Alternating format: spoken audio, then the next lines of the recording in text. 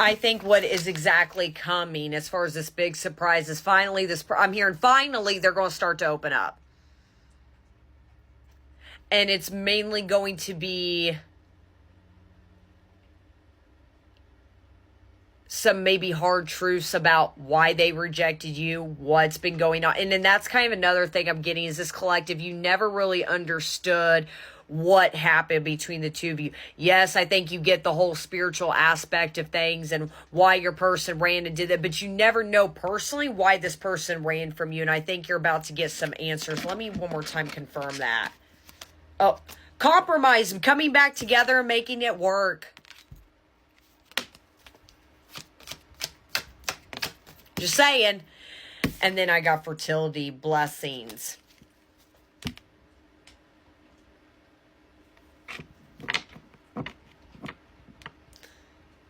For some of you, you could be pregnant by this person, but I'm kind of more seeing that as this is a gift kind of coming. But I'm also hearing spirit. Every time I get this card, especially if I'm talking about twin flames, I'm hearing spirit babies.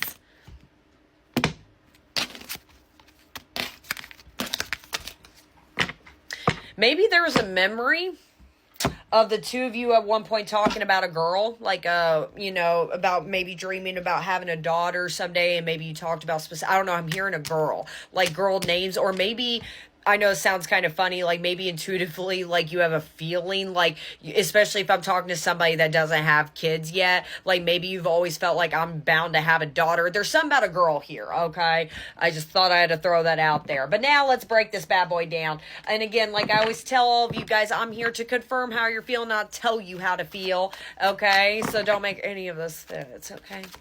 I don't like getting yelled at by you guys. So I just want to see now, how does this collective feel about your person? So how do you feel towards this person? We know you're calm about the situation, but I want to know how you feel about them. Right there. Unsent message, fateful encounter, and patience. You're patient. Nail on the head right there. Do not make it fit. If you're like over your person and going a million miles an hour, this read's not for you. You are like calm. I'm even hearing maybe it's freaking you out a little bit about how calm you were. Because I will say this, like based off of what we saw in part one, maybe in the past you weren't that calm. Maybe you were that person that crashed out on your person a couple times. Not here to judge, but it is what it is. But like that is kind of what I'm seeing you're embodying. When you think about this person, you know it's faded. And there's a reason I brought up spirit babies, baby girl, possibly. It's like you are truly in this belief that, okay, if it's going to work one way or another, time's on my side here. It's just a matter of time. But with that unsent message right there, let me actually confirm that unsent message. Wait, actually it says right here, I really want to tell you how I feel, but is it too late? Will you understand what I'm trying to say to you, or will you misinterpret my message? I'd rather not say anything at all. Wow. I think it's this collective. There may be parts of you, and especially with that part one we saw, temptation. That's what I'm saying. You're getting thrown signs like, are you going to text your person? Are you going to trip out? You would already be getting weird signs to literally balance yourself out, balance your emotions, and to not take action right now. Maybe there's a part of you that's tempted to message this person. And I said in part one, I don't think this person really talked to you about their emotions or how they felt towards you. I don't think this collective you have really either. I don't think that's really been a thing either, but let's keep going. And then settling right here, unsatisfied and feels alone. Your wants and needs and desires are being chronically unmet. Again, this is how you feel towards this person. And I did say in part one, you could be at this spot where you're starting to, maybe talk to other people or see other people or whatever the case is. There's clearly some form of step you're taking to kind of get yourself back out there. And I think what's funny with that settling, because that's very unsatisfied. Maybe you're kind of hitting lessons that now that nobody has your heart the way this person has ever done. Let me confirm that settling. Yeah, unawakened there. Nobody awakens your soul the way this person did. So it may be not so much anymore. Maybe that was another thing probably during your separations. You did try to see other people and get to know other people. Yeah, divine feminine. This person never woke you up into your divine, nobody else, sorry, has woken up to your divine feminine the way this person has. That's what I'm saying. Nobody's wakened up your soul. It's unawakened when it comes to that settling. No. Patience. And then naughty thoughts. Yeah, we got temptation there. So clear. Ooh. I can't help but want you physically, sexually, and mentally. You're all I think about when I'm alone and lost in my thoughts. The thought of you drives me insane.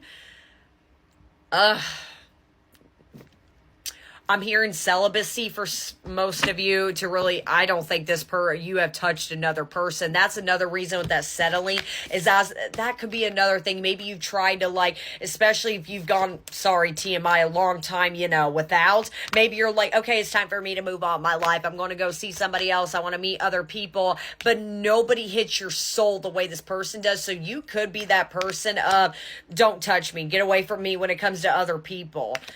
You want this person badly, and I'm talking maybe more actually, maybe recently, and that's again temptation out of this collective. Maybe you are thinking about them, more than usual, and you kind of want to message them, and you're like, nope. It's like you're really pulling yourself back, but again, I think you're cool about it. You've been not your first rodeo, remember? Fateful encounter, surrender.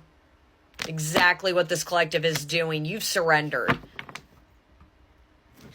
And then I got third party situation. Clearly there was a memory here of maybe this person at one point did move on. I did talk about that this person, maybe when you do think about this person as well, like you felt like that you were in competition with this person. And I always say in that part, I will say, I don't think it's exactly this person made you feel like you were in competition, because let's be real, you should never, twin flame karmic, I don't give a crap what label, you should never feel like you're in competition for somebody. If as hard as here, if they don't want you, end of story, there is no competition. Babe, I think maybe for the longest time you really did feel like you had to impress your person or had to do certain things to get your person's attention. You're not doing that anymore. And maybe that was a hard lesson to overcome, which makes me curious, because let's be real, twins come to each other's lives because there were certain wounds that have not been healed at a very young age. Things could have came together because maybe you did come off with that people-pleasing tendencies your whole life. Maybe you've always done a little like extra to get somebody's attention or somebody's approval. And I feel like this person triggered that out of you. And instead of choosing you, I feel like this person could have chosen somebody else. Sorry, but that's clearly a memory here. Unsent message. Divine timing. You're not there. Maybe like I said, I'm hearing this past couple weeks again, your person's pulling their energy back, but everything's all about you. You're thinking about them. Actually, you're thinking about maybe choosing our people, but they're not saying your soul on fire the way your person does. You're thinking all these things, but part of me, but then you're like, no, I'm not chasing this person anymore.